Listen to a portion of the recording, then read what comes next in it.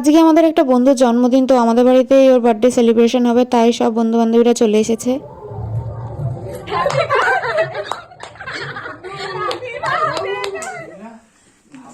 এই মুখটা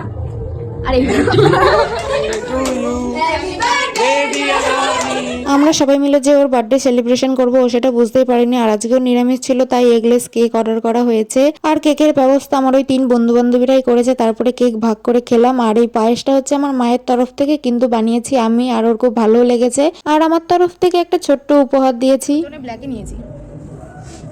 thank you সবাইকে, থ্যাংক ইউ ধন্যবাদ সবাইকে। আর উপহারটা ওর খুব পছন্দ হয়েছে। আর আমাদের ব্যাচের মধ্যে এই বান্ধবীটা বড় বলে তাই ওর কাছ থেকে প্রণাম নিচ্ছে। তারপরে আমি চা বানিয়ে নিয়ে আসলাম।